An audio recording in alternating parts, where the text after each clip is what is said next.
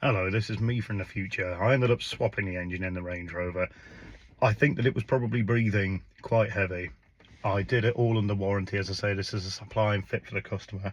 The engine ran fine, but I ended up thinking it's probably best to just swap the engine, seeing as it, upon analysing the footage, I wasn't really comfortable with how much it was breathing.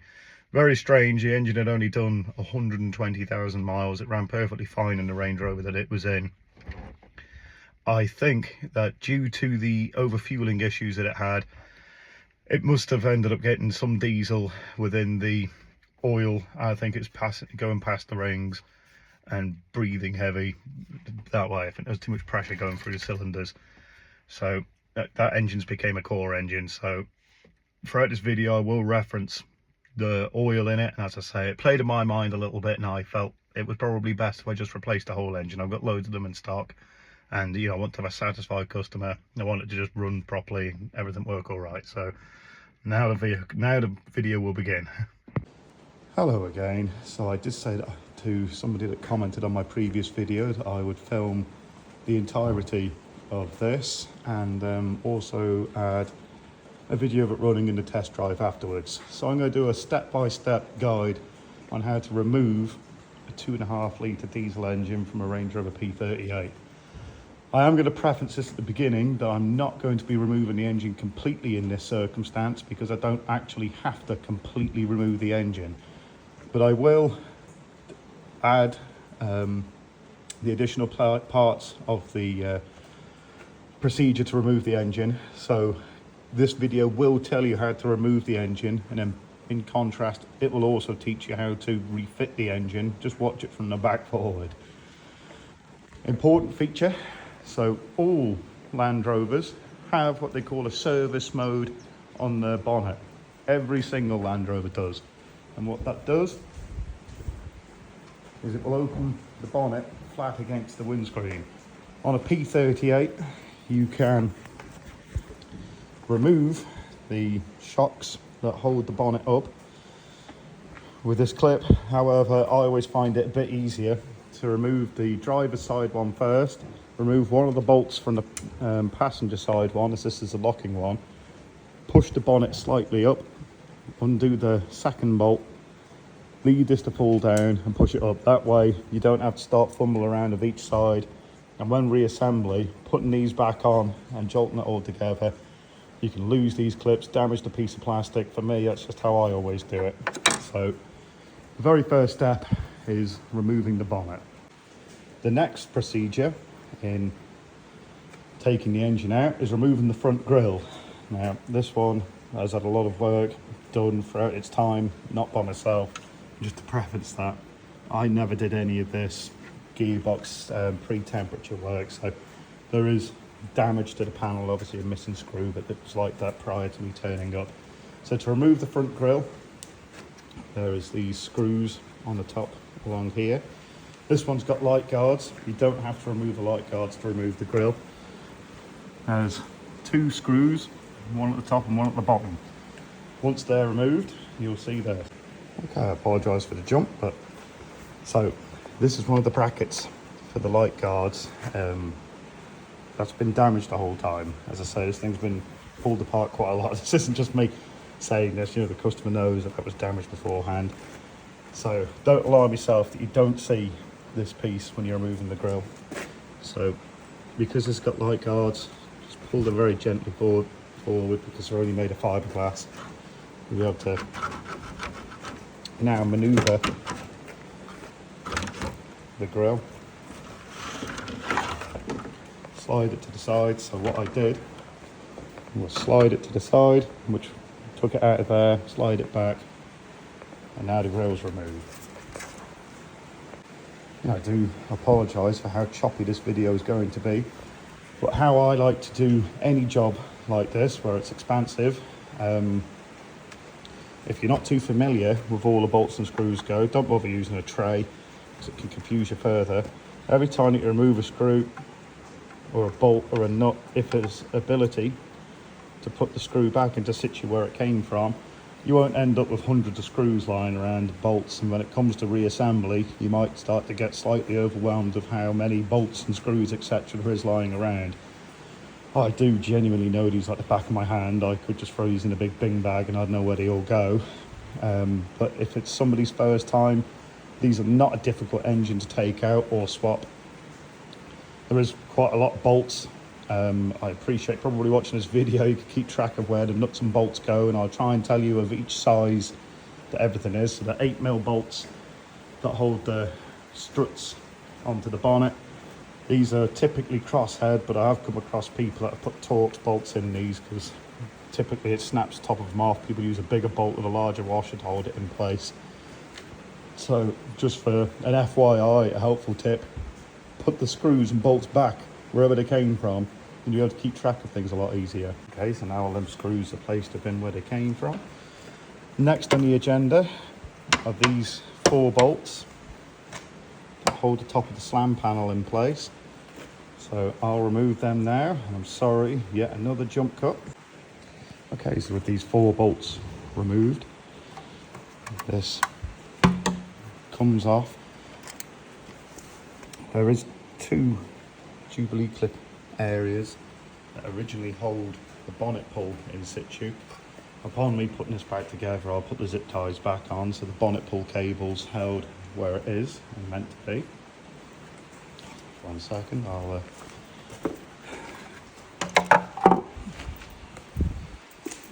next undo this Jubilee clip, this Jubilee clip, and then there'll be 4 13mm bolts, 2 at the bottom that fit further across. There's also these 2 on the top, so I'll just remove this. Okay, so now with these bolts removed and the Jubilee clips removed off of each side of the boost, this will just about squeeze past. How I do it is you can just gently force up one side. Oops, there goes me socket, and it will wiggle its way out. This is a two-handed job, but I'm just showing how you do it. So you wiggle up one side, and with a little bit of force you sort of twick it up, twist it round, and it'll pop back out. Now the next phase, with the intercooler removed, there's a 13mm bolt between those 2 pipes. There's another 13mm bolt down this side here. Okay, now the oil cooler's removed, slackened. You don't want to completely remove these from the engine, they can stay on the engine. This will give you better clearance to these bolts, one each side of the radiator pack. You'll notice that mine have the nuts at the top rather than the bolt head at the top. I prefer to do it this way because removing, refitting, it's far easier to push a bolt up from the bottom, and I use a nylock nut on the top, so they won't wiggle free, and it just makes it easier for assembly. And if ever in the future you need to work onto the engine again, it makes them a lot easier to tear apart. The standard bolts are 17mm heads at the top, 15mm nuts at the bottom. This is also a pretty good point in the video to mention that this Range Rover had the AC condenser and Kenlo fans removed. I would imagine that, well, the customers had this Range Rover for a year now, and I think that they bought it with an overheating issue and it wasn't disclosed by the previous owner. I think, well, the previous owner definitely removed the AC condenser, etc. And I'd imagine it was a vain attempt to try and keep the engine cooler. In normal operation, it makes no difference if it's got the AC condenser on it. It doesn't really affect the running of it at all, so it's not a requirement. However, I personally do remove the AC completely. I take the pump and the bracket off the engine, anything to keep it cooler, though it's obviously not required. On the overheating front, so I've made a short showing the bubbles in the header tank. Another symptom is the radiator splitting. Now, I've not seen many radiators that are split as drastically as my customer's radiator. So this is his radiator. it blew the radiator apart at the bottom of a massive split with the additional pressure. Where they normally go is it's like a hairline crack along the top, and it opens up and it splits them quite badly. You don't see very many of them explode the bottom of the radiator quite like that. So if you've got a split or cracked radiator and it's a 2.5 diesel, it's very, very likely that you have got a cracked cylinder head. I will make a video at some point in the future of a really in-depth description of a cracked cylinder head and the symptoms and the best ways to test. You don't really need to have a sniff test or an emissions test in the, header tank to do it. You can do it for free at home, and hopefully this video will also aid in somebody that wants to give it a go at swapping an engine when it comes to having a cracked cylinder head. Okay, now with both of the bolts removed,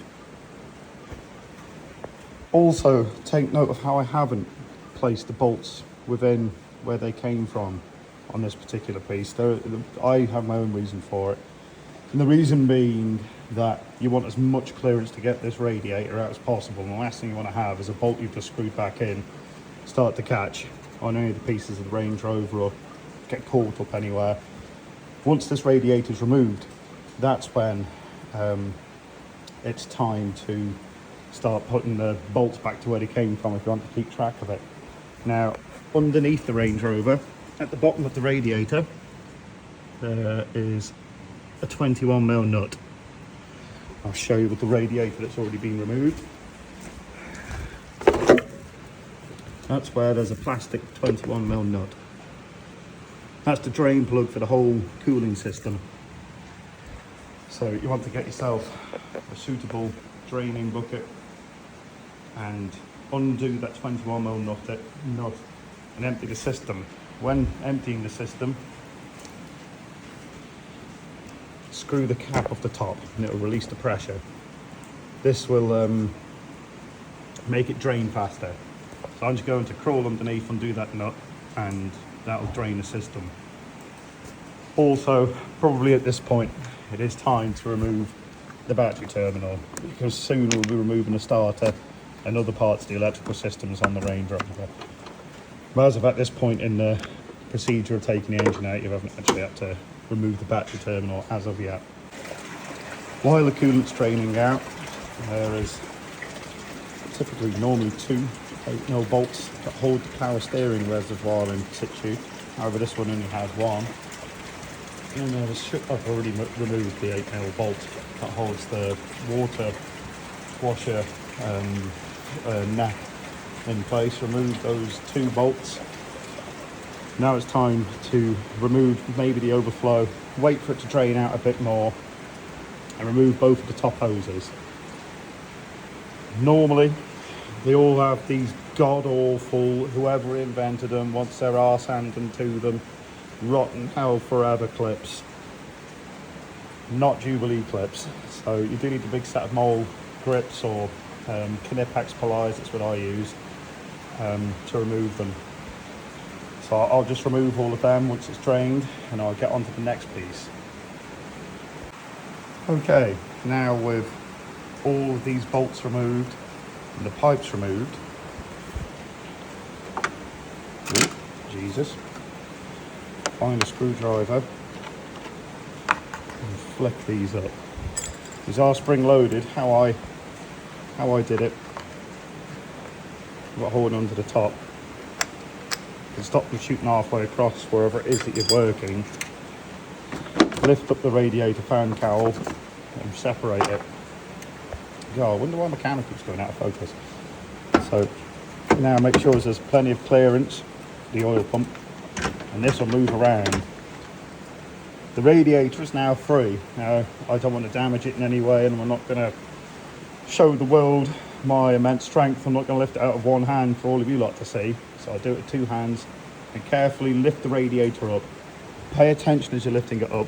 The cowl sits into 2 small holes at the bottom. You want to make sure the cowl's free.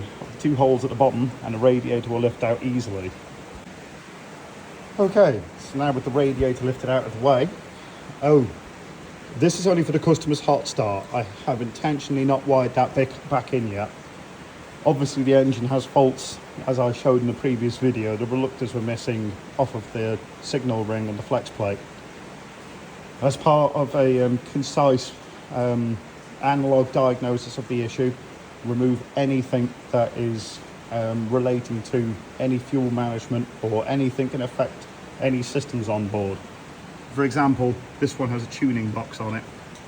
I disconnected the fuel tripper, disconnected it from the map sensor, etc. Anything that could possibly be an aggravating factor in its fueling or the way that it runs.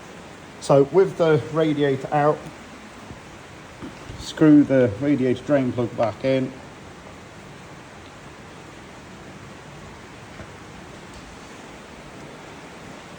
Now I am strong enough to lift it up on the floor, place it somewhere safe.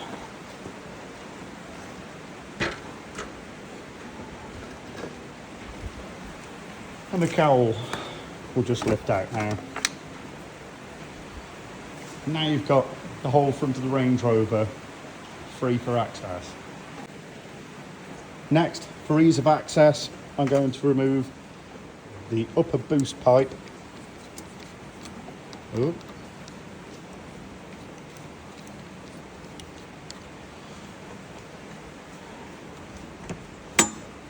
I don't think that really needs editing out. I'll just do the whole procedure all in a one for you. Next, I'm going to remove the 2 screws that hold the ECU cover in place, the 2 screws that hold the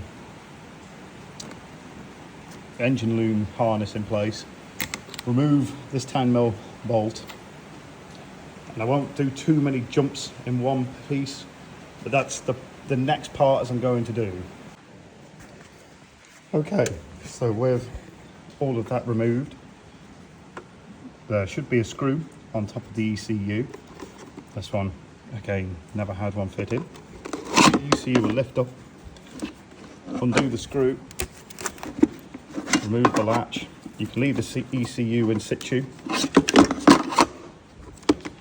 and that frees up that section of the loom. Now for the next part of the engine harness, remove the fuse box lid. Well, to be fair, that doesn't need removing. Next, these 3 8mm bolts.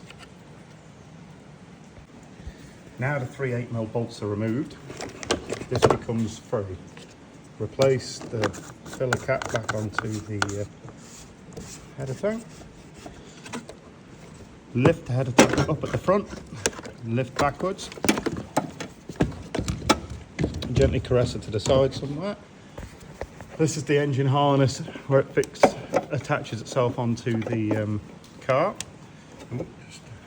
Well, disconnect that. Underneath the fuse box, the red plug, disconnect that. And finally, there is a 10mm bolt that holds the earth cable in place. Remove that. Okay, so with the plug disconnected, the cable undone, the engine harness now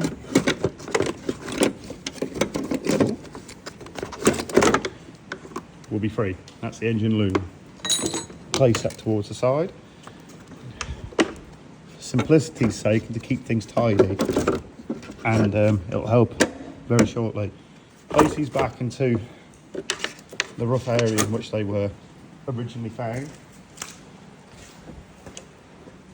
Obviously be very careful not to damage any of the plugs on the engine harness or anything like that. Keep them out of anything that's wet or could potentially damage them.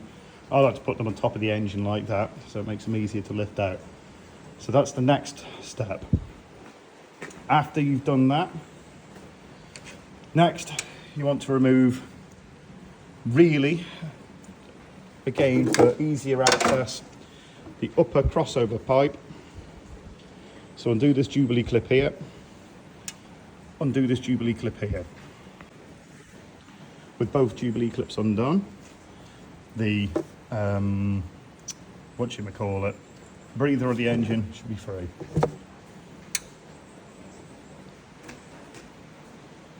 A little bit damp in there, but the turbo's definitely fine. Let's just be breathing a little bit. Right. Another slight little thing as well on these engines. So there is a PVC. It sits within the valve cover. To be fair, I've never really known one to be blocked, although I did do Christine's about 2 months ago. I also fitted onto Christine, so Christine's the same plastic intake, third revision, P38. These don't have an oil catch bowl. The earlier engines do. Their PVC leads onto a small little valve thing where the oil drips back into the valve cover. So these ones do seem to produce more oil coming out, even when, you know, at any mileage, high mileage, low mileage, whatever operation. I did fabric cobble on the earlier edition of the breather, and to be fair, well, I'll show you at some point in the future, there is no oil in the intake. My ports are literally shiny clean. It's privy to an EGR delete and my breather. So I suppose my point of bringing this up now, don't panic that your engine has oily residue with inside. Obviously it's to a point. If there's substantial oil in the boost pipes, etc., then you have got a problem. Okay, so the next job is to remove the Jubilee clip on the boost pipes on each side of the turbo. Remove this boost pipe first, and then the boost pipe onto the feed. Okay, so now with both of the boost pipes removed, I'm going to take time to get onto this side of the engine and start to remove some of the plugs that are associated with operation. Now, as I say, I am not removing the engine completely. I'm merely going to pull the engine forward half a foot, maybe 6 to 8 inches, just enough for me to be able to swap the signal ring. So I'm not going to unplug all of these in their entirety. I'm just going to give enough slack for me to be able to pull the engine forward enough, and I don't want to damage any of the plugs or diesel lines whilst doing it. So as I mentioned in the previous video, this is a later engine, but I fitted the earlier diesel connecting filler pipe onto the injection pump. Either way, it's a 17mm to remove the banjo bolt or the fuel filler. So disconnect all the vacuum pipes. Try to reference this video or be methodical with photographs as you're taking all of this off. So I'm going to remove all of that and I'll be right back. Right, so next, oh come on flashlight, don't fail me. Next, it's the starter, which is held on with 2 bolts. The nuts are 13mm, the head's 15mm. However, you want to disconnect the 13mm that holds the primary power cable on and the strap towards the alternator, and then the 10cm trigger wire. So remove those 2 first, and then remove the 13 and the 15mm bolt that clamp it in place. I'll leave it in situ when I slacken all of these off, and I'll show you the way to wiggle her out, because these can be a bit of a nightmare to get out and put back in. But when you've got the technique down, it's a 2-second job. Okay, so I'll try and do this one-handed. It is fully slackened and free. So you want to lift it up at the back. It's this cable here that gives you the grief. That's where the clearance issue is. So I'm going to try and do it with one hand. As soon as you can get it over that section of loom, well, I'm going to have to use 2 hands. It is tedious, these things are. Once you get it over that piece of loom at the back, you'll be able to pull it back, push it forward, and it'll fall back out. This is also probably quite a good time to mention, because I forgot to mention it. You need to release this 17mm nut here, because this is the return to the tank. Return to tank, oh, I'm trying to remember, return to tank overflow. So you need to remove that prior to taking the engine out. Once you remove that bolt and the banjo comes out, there's one pipe on the number 1 injector. Take that one out, as that's the other side of the banjo. It's for the spill pipe return, and move that to the side. But I'll document this a little bit better in my next video, in my next segment. Okay, so that's the starter removed. I just wondered what it was on the reluctor. That's the white marker that I made to make sure, as I was counting the amount that we're missing. Well, on my initial diagnosis, thought, yeah, that one's fine, that one's fine, that one's fine. There's 6 in total. So with this banjo removed, slide it off with the pipe off of the injector. Might have to juggle it underneath whatever other wires and pipes there are.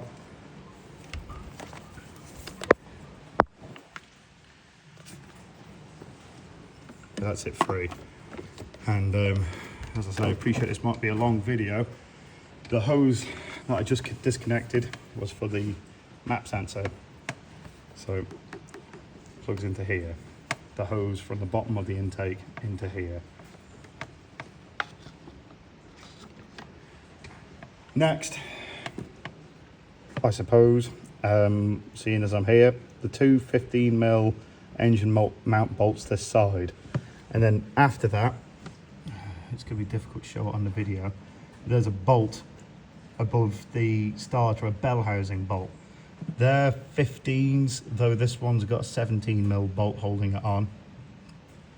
So if you remove that bolt and the 2 engine mount nuts on this side, that'll be the next step that I'm going to take, I'd recommend to do.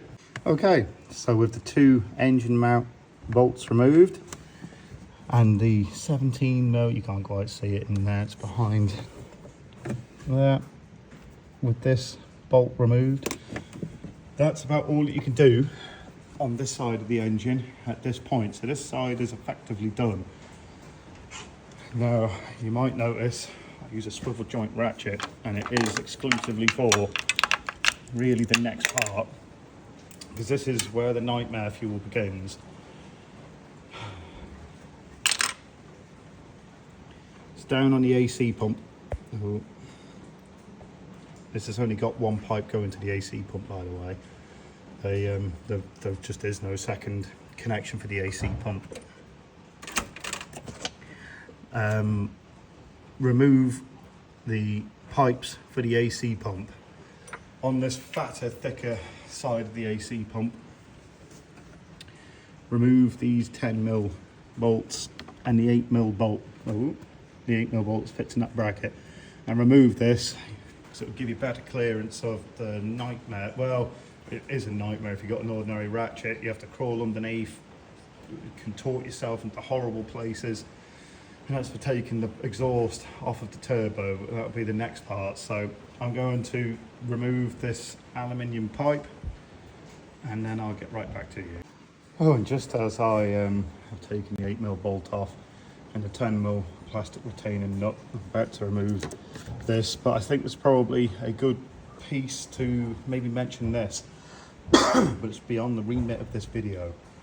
If you have a gas system in the AC compressor, you don't have to disconnect the pipes. You can, with patience, remove the AC compressor and leave it in situ, i.e. leave it all piped up still. You can't do that at this piece of the procedure because the bolts that hold the AC pump in place get fouled, as far as I remember, or at the very least it's definitely easier to slacken this pipe and slacken the pipe that would be on the front of the engine, and lift the engine off of the bell housing and have it semi out. There's enough flex on the hoses to be able to do it, and you can disconnect it that way.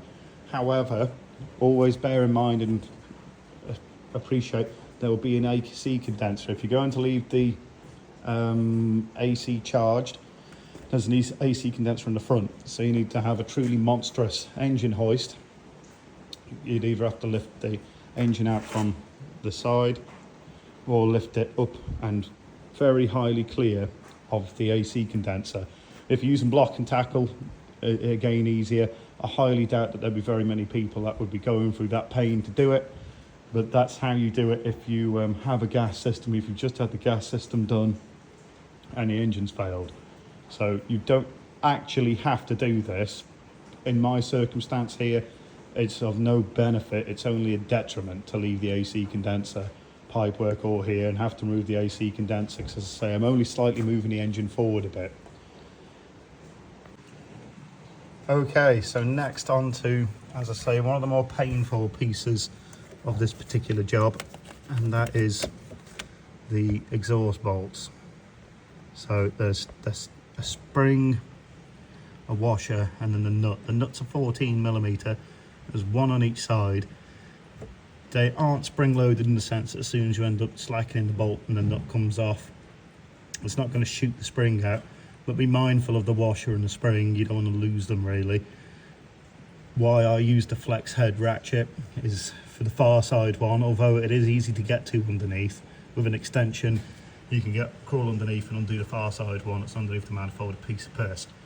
But for how I do it, I flex it into a U shape and I continuously ratchet it in a U shape. So I'm just going to take these bolts off and I'll get back to you in a second. Okay, so with the bolts removed and the springs removed and the washers, the exhaust will slip off now. This has obviously been removed before, so what you'll notice is this piece of the turbo is not actually fixed. And normally they like to seize inside the exhaust themselves, so it'll pull this out. Then they tend to drop, and they're made of cast, and obviously heat cycling of this makes them quite brittle. It's not uncommon to have them chip or crack or even split when you drop them or play about with them too much. So just bear in mind where that is at all times. If you're replacing the engine, it's already got a turbo on, check to see if this turbo's got this collar on it, or if you've got one still sitting within your exhaust, you don't want to put two of them in there. And equally, you don't want to have it completely missing. You'd hate to do it all back up. Trust me, it's not a pleasant job to do. And be missing that bracket that holds the exhaust to the turbo.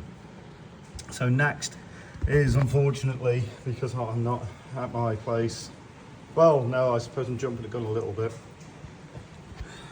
Disconnect the two hoses for the AC, for the heater core inside the car. So on this Range Rover, and again it's not uncommon, these pipes are ridiculously made of aluminium, so they sweat and over time weld themselves onto the pipe. I already know that this one will come off, and I know from removing a fitness engine that other one, this side, won't come off. So I'll just disconnect it from the engine and do it that way. Okay, so now I have disconnected those pipes. Don't be alarmed at any fluid coming out from the pipes. You've done your best to drain the engine. It's natural. Now, unfortunately, because I'm not at home, it's time to crawl underneath her, and maybe the most time-consuming, labour-intensive part of this job. However, it is absolutely intrinsic and paramount that anybody that has an automatic P38 follows my next set of instructions very, very carefully, because you can kill your gearbox if you don't do it exactly how it's supposed to be done. Okay, so next there's 4 of these 10mm bolts around the bottom of the bell housing. Remove them. Okay, so with the 4 bolts removed, next there's 2 Allen key bolts either side. I don't know if I can quite get to it. Oh, there it is, up there. They're 10mm Allen keys, so remove them next too. And then there is an 8mm, but let's see if I can get my hand out. This 8mm here, and further up, I can't really get it on the video, you'll feel a 15mm, oh I can't, a 15 here. They're far easier to get from underneath than on top. So remove both of these bolts and also remove this rubber bung. That'll help you disconnect the torque converter, but I'll show you that in the next section. Okay, so next, I've already removed the plate, so it's pretty idiot proof. 3 8mm bolts, this one only ever had 2. You can kind of tell one of them's got corroded threads in there. It was like that the whole time. So see, there's 3 of these, and the 13mm bolts. How I do this as a one-man band, where did it go? Somewhere here. I just threw it down. Well, I can't find it to hand right now. It is a two-handed job.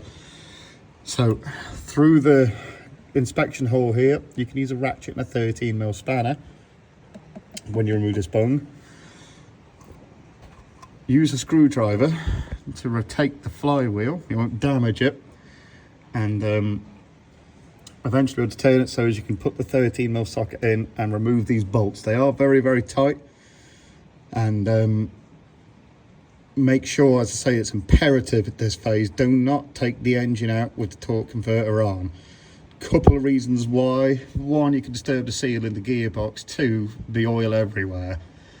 And as I say, this is the dangerous part of swapping these engines. Because you do it like this, the torque converter is still sat as it should be within the gearbox. If you fit an engine, any make, model, whatever, and you just fit the torque converter into the gearbox with it on the back of the engine still, you can damage the seal. There's flanges on the torque converter where they sit into the pump for the gearbox. If they don't fit perfectly into that pump, it will rip the pump to pieces. It'll kill the gearbox. So it's imperative that you follow this procedure. Right, now you've done all of that. There's 2 pieces left to go. There is an 8mm bolt the other side of this engine mount on the passenger side, which holds the gearbox cooling pipes in place. And finally, underneath the turbo, there's 2 15mm engine mount bolts. You can get them with a spanner. So once you've done that, that's the engine finally free. Did you really think it was going to be that easy? No, not quite. So how I always tie these engines is to the lifting bracket on the front, and then the furthest side of the manifold at the back. It's the most balanced way you can really pick them up. Another way that sometimes I do it, if I can't quite get balance, is tie 2 seat belts together and do 1 each side of each engine mount. Now we've jacked it up into a place that's a bit easier to get to. It's time you can remove. This is good practice for any time you're taking an engine out. Say you're getting oil everywhere and having to get the air out and bleed the steering system. Time to remove the power steering pump. So do it with the belt on. It has enough tension on it to hold the belt in place to remove these 3 13mm bolts. Okay, so in hindsight, for me, just for clarification, I've actually managed to extract the engine enough to be able to get to the ring that I need to remove, and if I don't have to take the power steering pump off and play about the belt again, I'm not going to do it. But you would remove these 3 bolts in the front, use a screwdriver, gently walk that off, or take the tension off with the tensioner. You'll see 2 13mm bolts on the front behind the pulley, and there's 2 13mm bolts behind that attach it from the back, and the power steering pump will fall off there and leave the bracket in place. And as you can see, that'll extract the engine completely then. And to fit an engine, just play this video in reverse, and that's how you fit an engine. So like I say, with the torque converter, unfortunately, as you can see, the torque converter got stuck on the barbel that goes into the transfer, into the drive plate. So it ended up walking it forward a little bit. As I say, it's not so important on it being removed as much as it is putting it in. But if you look, you can see the engine is sorry, the torque converter is very far pushed into the transfer, into the fucking gearbox, and you keep turning it, you'll feel it lock into place, but that's about the distance. If you look at the